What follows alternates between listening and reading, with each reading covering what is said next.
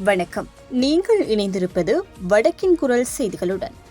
யாழில் குடும்பஸ்தர் ஒருவரை வைத்தியசாலையில் அனுமதித்துவிட்டு தப்பியோடிய நபர்கள். 35 வயதுடைய குடும்பஸ்தர் ஒருவர் மீது பனையால் விழுந்ததாக கூறி மயக்க நிலையில் அவரை வைத்தியசாலைக்கு கொண்டு வந்து சேர்ப்பித்துவிட்டு வைத்தியசாலைக்கு அழைத்து வந்தவர்கள் தப்பி சென்றுள்ளனர். பண்டத்தரிப்பு சாந்தி பகுதியைச் சேர்ந்த குடும்பஸ்தரை இவ்வாறு தெள்ளிப்பள்ளி ஆதார வைத்தியசாலையில் சேர்ப்பிக்கப்பட்டுள்ளார். அதன் பின்னர் அவர் மேலதிக சிகிச்சைக்காக யாழ்ப்பாணம் போதனா வைத்தியசாலைக்கு அனுப்பி வைக்கப்பட்டுள்ளார். இந்நிலையில் நேற்றைய தினம் யாழ்ப்பாணம் போதனா வைத்தியசாலையில் அவருக்கு தலையில் அறுவை சிகிச்சை மேற்கொள்ளப்பட்டுள்ளது. இருப்பினும் மயக்க நிலையிலிருந்து அவர் மீளவில்லை என வைத்தியசாலை வட்டாரங்கள் தெரிவிக்கின்றன. குறித்த குடும்பஸ்தரின் தலை மற்றும் கைகளில் படுகாயம் ஏற்பட்டுள்ள நிலையில் அந்த காயம் பனையால் விழுந்தது போல் இல்லை என சந்தேகிக்கப்படுகின்றது. செம்மணி மனித புதைக்குழி வழக்கு இன்று. யாழ்ப்பாணம் செம்மணி மனித புதைக்குழி தொடர்பான வழக்கு இன்று யாழ்ப்பாணம் நீதவான் நீதிமன்றத்தில் விசாரணைக்கு எடுத்துக் கொள்ளப்பட உள்ளது.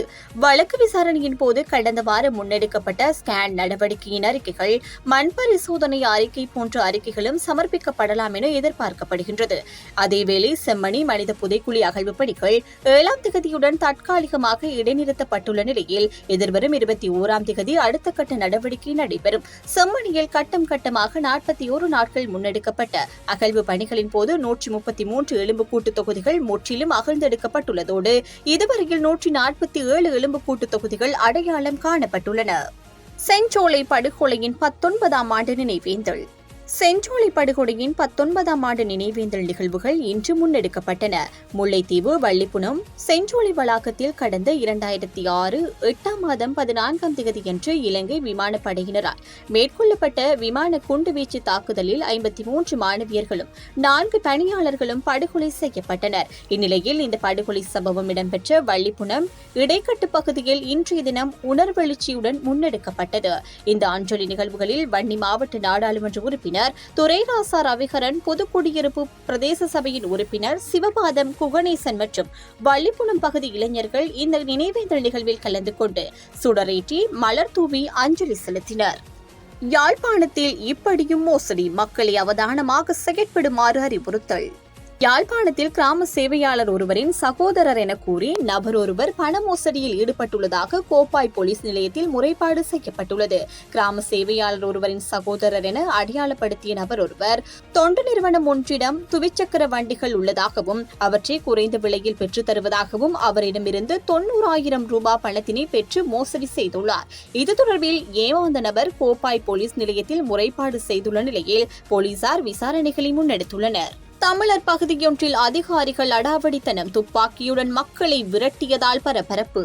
வவுனியா ஓமந்தி பகுதியில் மக்களின் சொந்த காணிகளை எல்லையிட வந்த வனவள அதிகாரி ஒருவர் துப்பாக்கியை காட்டி மிரட்டிய சம்பவம் பரபரப்பை ஏற்படுத்தியுள்ளது.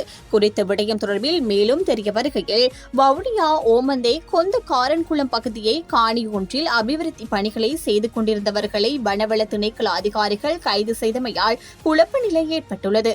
குறித்த பகுதியில் உள்ள காணி ஒன்றில் அந்த காணியை பராமரிப்பவர்களால் இன்று அபிவிருத்தி பணி மேற்கொள்ளப்பட்டுள்ளது. இதன்போது அந்த பகுதிக்கு சென்ற வனவள திணைக்கள அதிகாரிகள் இது வனவள திணைக்களத்திற்கு சொந்தமான காணி என தெரிவித்து அந்த பணிகளை தடுத்து நிறுத்தியதுடன் அதில் ஈடுபட்ட ஒருவரை தமது வாகனத்தில் ஏற்றி சென்றனர்.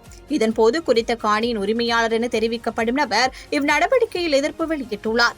அத்துடன் கைது செய்யப்பட்டவரை விடுவிக்குமாறும் கூறியிருந்தார். இதனால் அப்பகுதியில் குழப்ப நிலை ஏற்பட்டுள்ளது. இதன்போது வனவள திணைக்கள அதிகாரி தனது கை துப்பாக்கியை காட்டி மிரட்டியதாக பொதுமக்கள் தெரிவிக்கின்றனர். இதேவேளை குறித்த சம்பவத்தில் தமது கடமைக்கு இடையூறு விளைவித்ததுடன் குற்றவாளியை தப்பிக்க ஒத்துழைப்பு வழங்கியதாக தெரிவித்து வனவள திணைக்கள அதிகாரிகளால் ஓமந்தி போலீஸ் நிலையத்தில் முறைப்பாடு செய்யப்பட்டுள்ளமை குறிப்பிடத்தக்கது.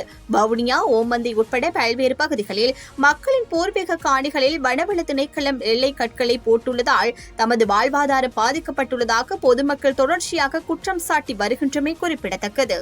இத்துடன் வடக்கின் குரல் செய்திகள் நிறைவுக்கு வருகின்றது. தொடர்ந்தும் வடக்கின் குரல் செய்திகளோடு இணைந்திருங்கள். வணக்கம்.